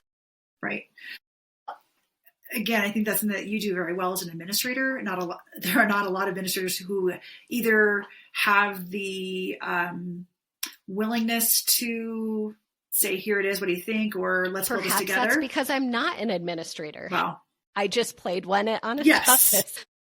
There are others who also don't have that opportunity because they're also getting top-down instruction from the district level. So there are a lot of reasons that people could listen to, well, you did that on Anastasis because you could, where I'm like, okay, you're right, but what could you do within your current constraints, or which constraints could you push back on and without, threat? Mm-hmm. Where can you allow some vulnerability amongst your staff to ensure that you're building relationships that are based on collaboration and camaraderie so that people have the opportunity and they feel like they can trust you to be vulnerable? For the most part, we had that at Anastasis with our staff, Some people would come in from other schools and they brought baggage with them. Yes. Of how they were done to by an administrator or through different kinds of professional development. In fact, and I'm glad you say that because it's not an immediate thing, right? It takes time to build that up. I remember walking through a few classrooms early in the year, and you know this because you've known me for long enough that I just come and sit and like interact with the kids, and I'm more interested in like experiencing something with the kids than I am concerned with how you're doing it. But for somebody who their only experience with admin being in their room is I'm being judged, and the more the admin is in my room, the more I should be worried because I'm being judged harshly. they're collecting evidence against me, that kind of feel. And so I had to be very clear with folks that that's not how this went at Anastasis, but it's hard to trust when you've never had that as your experience in the past. And for some people, it takes longer. It did. And right. I was going to say, it did take longer for a lot. And, we had group texts and things constantly going on that I think helped with some of that. Like there was a relationship that was happening outside of the school, outside of any education speak, that I think was helping with some of that. But you're right. Like some took some longer than others to trust that that could be true. I think that something that we were able to do naturally just by the nature of our school was we had peer coaching. We didn't have to call it that because it just happened naturally. It just was what was happening. Yeah. You gave us time sometimes to sit in each other's classes. Sometimes we were co-teaching because we decided to combine our classes, and that wasn't directed. It was natural. Yeah, that was actually never directed. Right. I was just always thrilled when it was happening. Right. It was like, you actually talking with another teacher. Oh, you're working on that too. Maybe we can combine our classes and see how they work together. Sometimes there were mentor-mentee like situations, but they, again, because we didn't name it that. Not formalized. Yeah. It wasn't formalized. It just happened naturally. Or somebody would ask, hey, will you come in and teach a class on, teach this particular topic? Exactly. Those, when they're done well, again, with no judgment or evaluation. And we talked about this in our last. And it's not forced, because when it's forced upon you, it doesn't always naturally fit. It was organically coming up for you guys, which I think made it different. The experience different. In a larger school where they have to kind of plan that out in order to make sure they have coverage for classes, I think it can be done well. I've seen it done well, where again, there's no formal evaluation. So if you have a peer coach, you're just working with each other, you're talking about, you're observing each other. When that's done well, even in a very large school system, that can be a very valuable form of professional development that doesn't necessarily have a goal like, oh, you're going to get better at teaching fractions. Maybe it's not that. It's literally sitting and watching someone teach, talking about it with each other. It's, we listen, we don't judge. Yes, exactly. Right. I was going to say, one of the things I loved at Castleview that I saw that was happening organically is teachers from very different disciplines who happened, I think, to be friends is how it started, would cross-pollinate enough that then they're like, wait, what would happen if we combined our classes in a different way and we experimented? And they had the space, it's a district school in a large district. There were probably all kinds of constraints. They had an administrator that was like, yeah, let's try it. Let's see what that would look like. And it was wildly successful. It was super interesting to see humanities matched with a traditional kind of algebra math. I say traditional, they were doing it in interesting ways, but with a math class, and the richness that brought to the students. And even as I was watching it, I was like, this is brilliant. I think so often in schools, we get siloed into this is my department, and that's who I collaborate and that's who I talk with. It's really interesting what happens when we have intentional cross-pollination. And that happened all the time at Anastasis because we're small. There was nobody in our department, right? So it was because we were small that we were all doing that together. But I think in the larger schools, like, what are the opportunities for that cross-pollination where there can be an understanding of what's happening in different departments, in different grade levels, and different whatever? I think there's a different richness that comes from that cross-pollination that doesn't get explored enough. Yeah. And I think that comes down to, again, leadership, making space for it. I know that it's Science Leadership Academy, that they've done that pretty successfully through the years. Really well. Yep. One of the last times that I was there, so this was a long time ago, Diana Laffenberg, who's no longer at that school, Zach Chase, also not at the school anymore. But those two, both Diana and Zach, were really phenomenal. Oh, so good. And we're able to then share with other teachers, here's how we do this. Here's all the planning. Here's how we ensure that the kids know that this is happening and here are the expectations. Everything was set up so that they had the space to make it happen. I think that if we look now for folks who are not in systems where they can make that happen within their building and they're kind of crying out for that, there are systems that a lot of our friends have put into place to help you get matched up with someone who you could bounce ideas off. Sarah Thomas has EduMatch. And I love Sarah Thomas, and right? she's brilliant. Yeah. She is absolutely brilliant. And she was like, how can we set people up to get some peer-to-peer networking and help people who might not be able to do it within their own system? And EduMatch is a great way to do that. And it was like, oh, we had that before all of our professional learning networks got too big, because they did. It just is not scalable at a large model. But Sarah saw that need and was like, oh, here's what we're going to do. And she just you say, hey, I need someone that I want to match up with. And she helps with that too. Yeah. And she does it brilliantly. I think there are ways to do this where you don't have to bite off the whole thing at once. But I will say, I think by starting in a different place, first maybe looking at the professional development happening in your building and considering what is our starting place. Take that apart a little bit or question it a little bit to see, is it the right starting place? And would the people receiving the professional development agree that it's in the right starting place? And maybe starting with just purely asking a better question might lead you to a different solution. Because I think when we start from the wrong problem, we're going to continue to solve it in the wrong ways. And I see that happen too much in education, where we just are starting in the wrong place. We talked about that last week.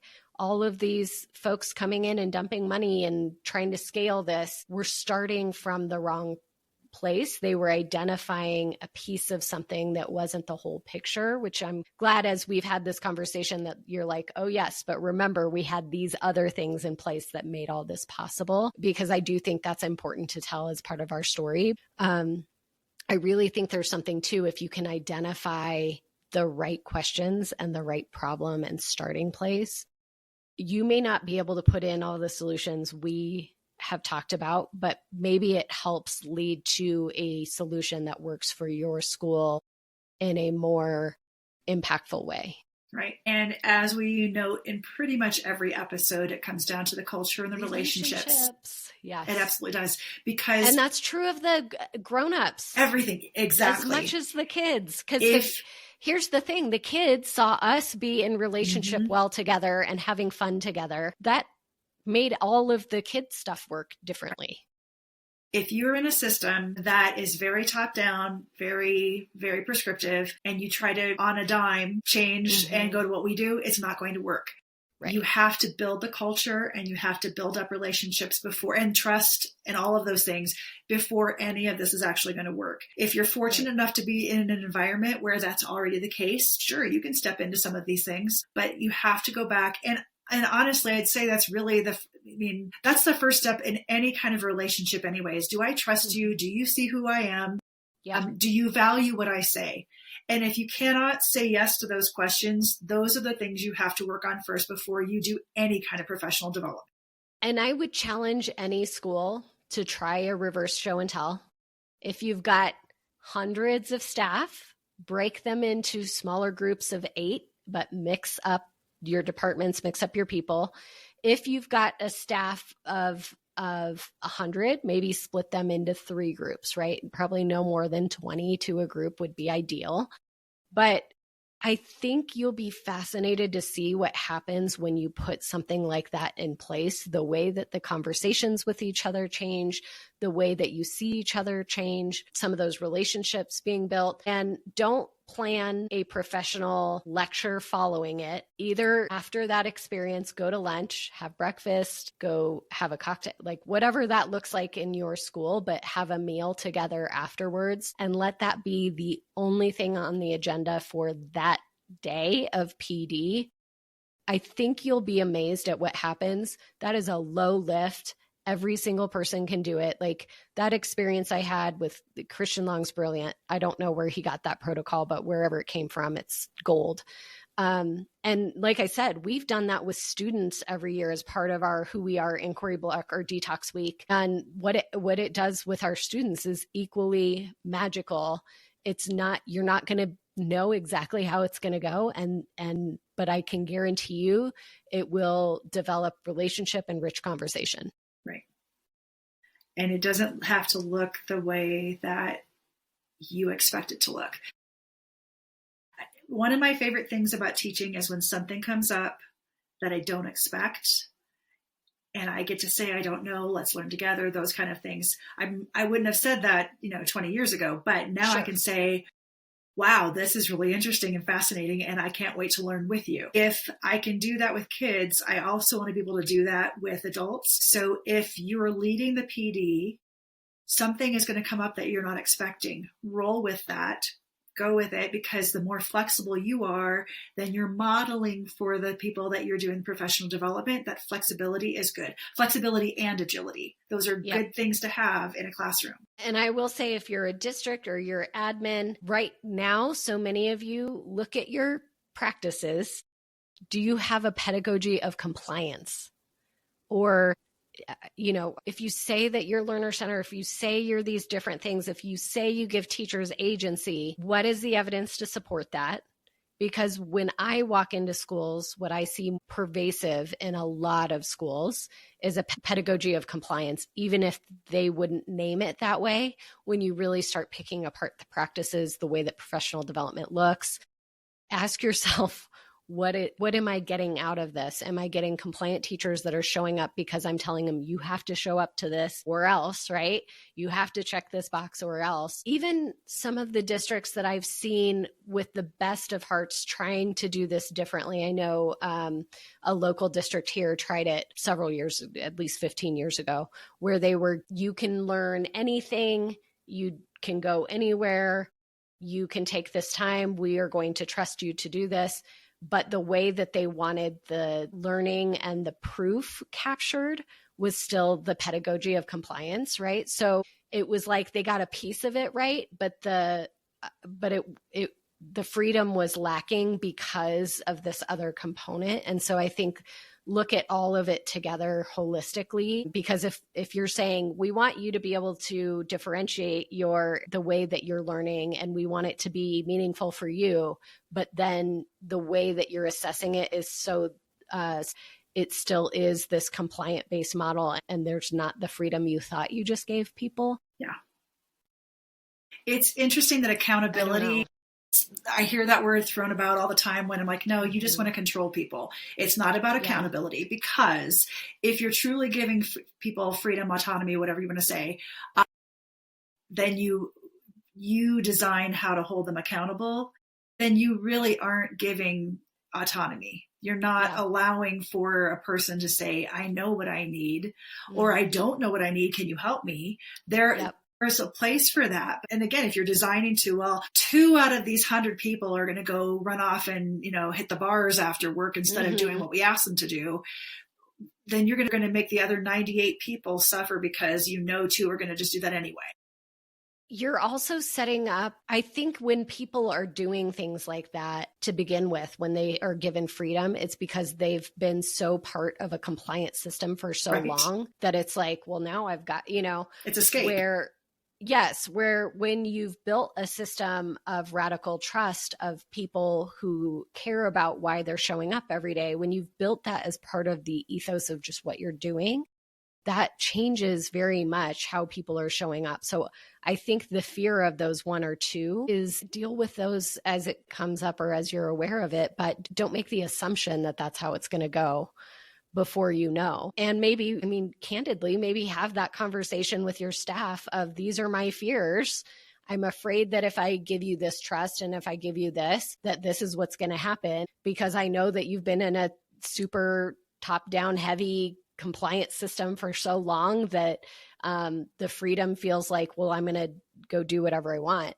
I think having that conversation with your people shows 1, a level of vulnerability, but 2, I'm trusting you. And even though I have these fears, I think is a powerful statement to make. Let me give some input, and I want to hear your input as well. And then we can make these decisions together where there's some shared decision making rather than, again, everything that comes out that's top down. It's like that one kid misbehaves in class, but I'm not sure who did it. So I'm going to punish the whole class by keeping them inside for recess. Right?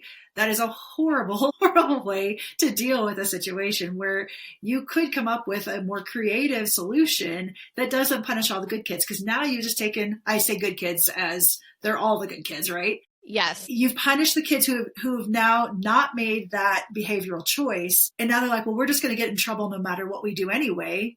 So why am I behaving? Yeah. And that is in adulthood too. I listen and I read what adults write, say, share online, and there you can see the baggage that they have from what was done to them in school.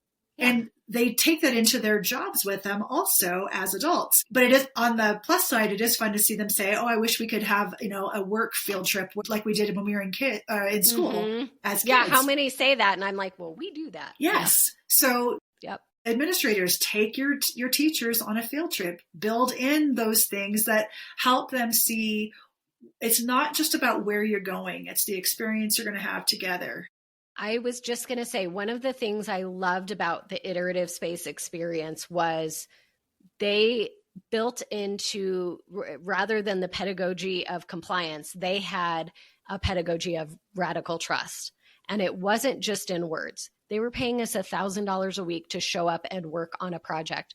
There was no check-in about the progress. There was no afterwards that we had to fill in all of these things and prove that we used our time well. Our project could have changed 800 times. Our direction could have changed 800 times. They wouldn't have cared, because at the core, they knew by way of having this experience and this time, learning's coming out of it. So we may not end up at the product we thought we were going to end up at. It may have changed directions. We may have killed it day one. But whatever happens during this time, we believe purely by showing up, having conversation with other educators, interacting in this way, sharing meals, having a place to test out or just get away and try these ideas in a beautiful, different space, by taking care of teachers, right? Like they were paying us, but once a week there was yoga or acupuncture or massage, like built into what we were doing there. They trusted that by the nature of having that space and that experience, learning was happening that might have been unexpected, that nobody could have planned, and it was still going to be worthwhile. Yeah. And that was similar to how we approached all PD at Anastasis. Is like, I don't know what's going to happen when we all get together and do improv and cook and paddleboard, but I know that something is going to come out of this experience that is worthwhile, that we would have done something together. And we saw the truth in that. Right. So I think if you don't have to own the outcome so much, and you can trust that every experience can be worthwhile. Again, I think the reflection piece is really important in there, making sure that there's time for that, which reflection was built in through those lunches at Iterative Space. But two, even the way I think back to the way that the office was set up at Anastasis, and it was also the lounge, and the door was always open. And a lot of years I didn't have a desk, and I was just, working from the shared table that everybody would come and have lunch at. And it was the hunches colliding and the ideas coming together, and nobody really owning that, and kids being able to walk in the office and ask, there was just a different feel than a lot of places I've been where the staff lounge is so toxic, or, some of those spaces where finally we get to unload, all of the things we're frustrated with. It felt different purely because we set it up differently. Right. I think if you have a building where you feel fairly comfortable with relationships and trust, and that there's already some camaraderie happening, I think if you wanted to adjust your PD, one of the easiest ways to do it would be to have a very simple ed camp setup. that you could do on that's brilliant. like a late start day or an after school session, whichever ones that fit your PD needs. That might be the easiest model to move into quickly. And if you're not sure how to do that, not only do Kelly and I know that, but there are a lot of other educators in the United States who have run ed camps who could come help you. Just do a little small version, like a little mini ed camp at your school. That would help kind of get the ball rolling.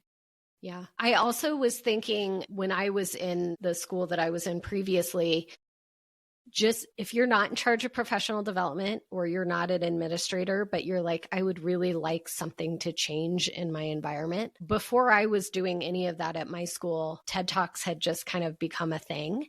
And so I was the tech teacher. And so often people would come to me and be like, what new websites are you seeing or what new things are you seeing? And so I started on Wednesdays, just calling them Webspiration Wednesdays and inviting people to come to my class and watch a TED Talk and have a conversation. And that was not approved by anyone. It was not a formal thing. It was just, I invited whoever wants to come have lunch and we'll watch this inspiring thing and then we'll talk about it.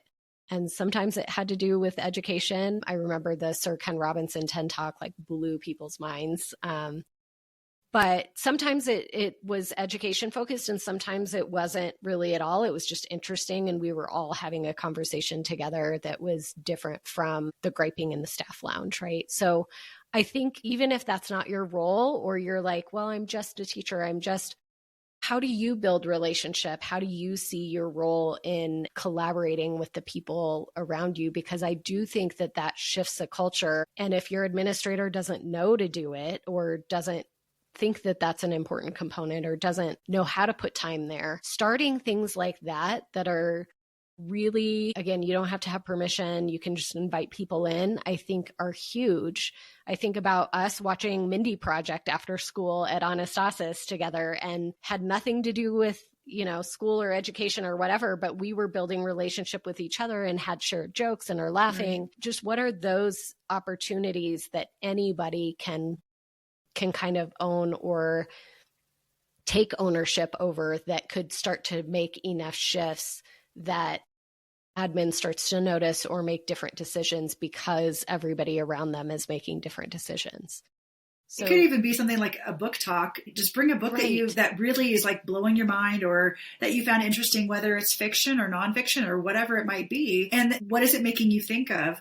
And that always, again, in a group of trust, if you're sitting in a circle, so no one's leading it. I know that Julia Torres, her protocol for how you approach. She's so brilliant. Right? Yeah. Her protocol of how to approach something that you're reading together. Maybe there are a lot of different ways to do a book talk. And if you don't know how to do it, talk to some of the teachers in your school who do those with students and help start one for your staff, because sometimes that might just be an opening that you need to spark some ideas and some reflection and discussion. Absolutely. I jokingly wrote a blog post one year called Education's Magic Bullet is Actually Happy Hour. And it was, sort of joking, but also I think there's something magic to just getting teachers and educators together. So even if it's inviting people to go out after work and get out of the building and have a drink together just to get to know each other at a different level. Or you can go to a park, or you can go see a movie together. Right. Lots of things, right? I mean, yeah, one year Morgan was working on running. She's like, I got to get more exercise. I got to be running more. And she's like, you should run with me. And I hate, anybody who knows me knows I hate running. Cardio is not my thing. However, I love Morgan. And so I was like, well, okay, we're going to have to build into this. But then several of us started walking after school or walking through the cemetery behind us. And that app Zombie Run had come out and it felt very appropriate to be running through the cemetery with zombies chasing us. And that gets me to run more. But yeah, I mean, there's so many things that I think people are just waiting to be invited. And so if you have an idea, don't feel like you have to wait for somebody else to do it. Like the relational piece, I think anybody can decide, well, we can at least start with this seed, right? So even if you're not somebody who's in charge of the PD, I don't know if you listened this long, but if you did, hi. And this is You made it. You made it. And maybe that's a way that you can start to impact and make that change. And I will say those Webspiration Wednesdays that I did are why my admin started seeing me as a PD leader.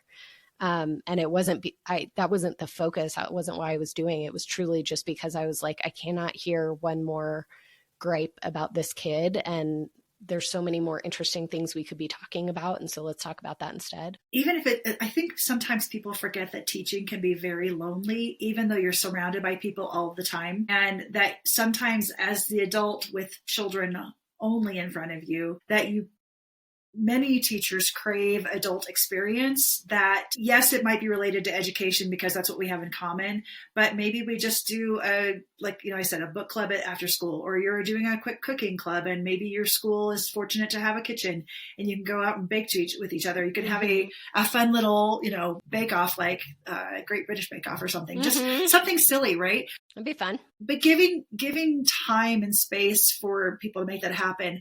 I know that there are teachers who also have families and their lives are super busy and scheduled. But if you present the opportunity, you're an introvert. You're an introvert like me, and you need to recharge alone. Like, that's also true, right? Right.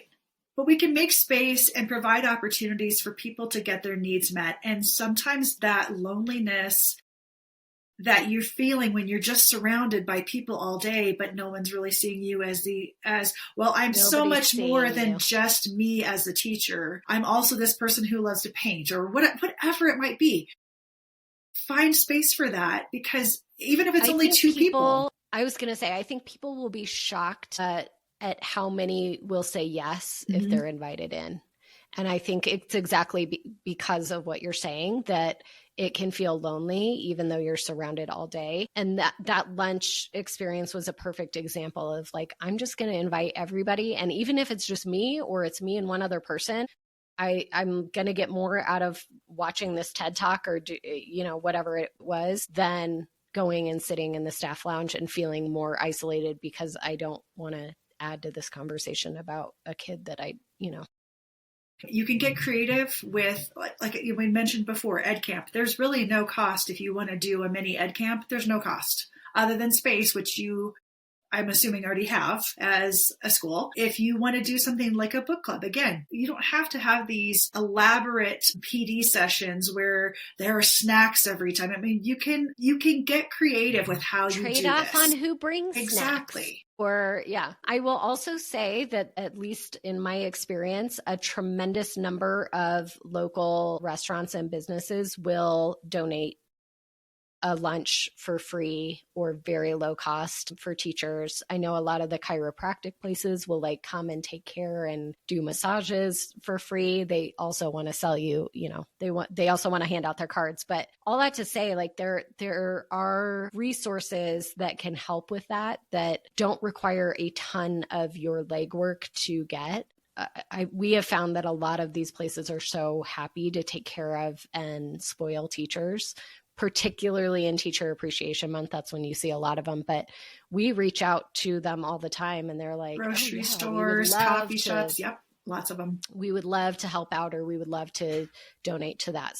Especially the ones that are small businesses. Yes. The small businesses are much more likely to donate things and then bring their cards, which we're happy to distribute. But if you go to, say, a national chain coffee store, they're not as likely to do that, especially if you start developing partnerships, business partners with these small local businesses. They're also going, because now they have this relationship with you. Again, it comes back down to relationships.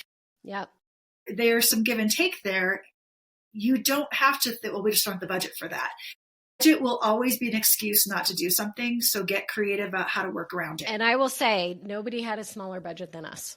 That's all I'm going to tell you. Ours was shoestring a lot of years. So I know that it's possible. There's ways to get creative about it. Even if, you're tired of being in your school and you want to do it somewhere else, you'll be surprised how many places will say yes, whether it be a library or an event center or whatever, will say yes to educators. We used breweries as places to screen movies, and we screen Most Likely to Succeed in a brewery, or we would meet at a brewery and say, can we take over this amount of space? And they're like, absolutely. They didn't give us, you have to order a minimum. They didn't do anything like that. They were lovely to work with. They were so kind. So I think, again, it's just knowing what resources are in your community and then making an effort just to ask the question. A lot of times we don't know that that's available because nobody's asked. And so the nice thing about having no money is you become fearless in asking the question.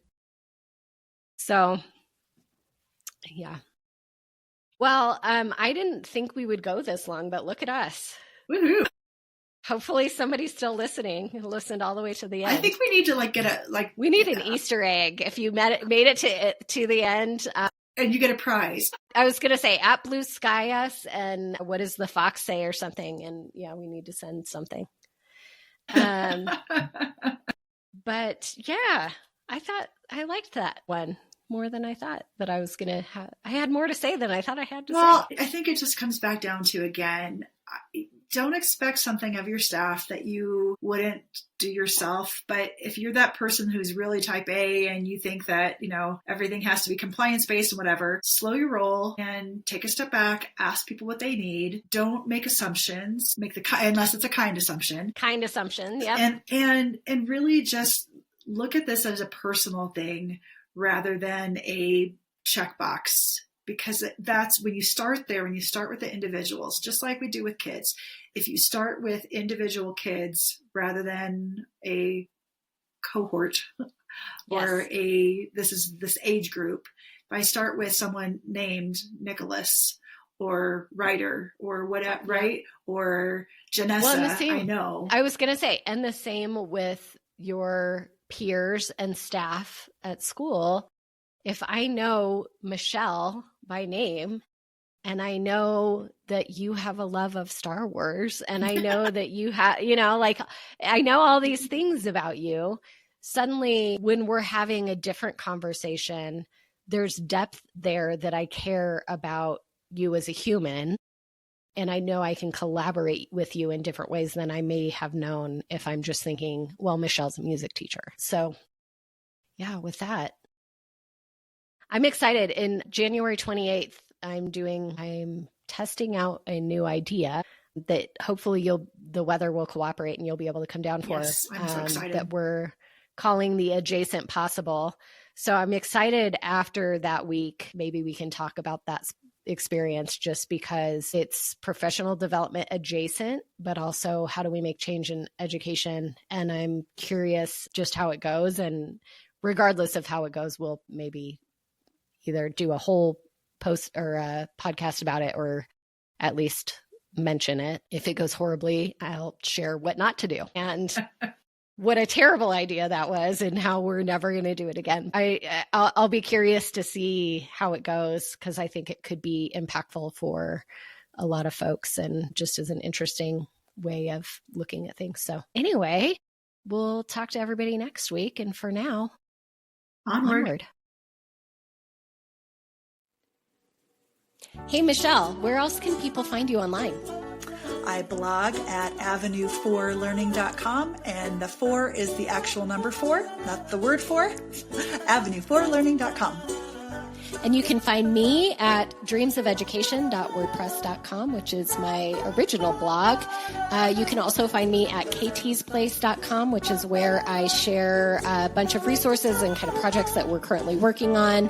And we are both on Blue Sky at the moment, but not as active as we once were on our favorite bird.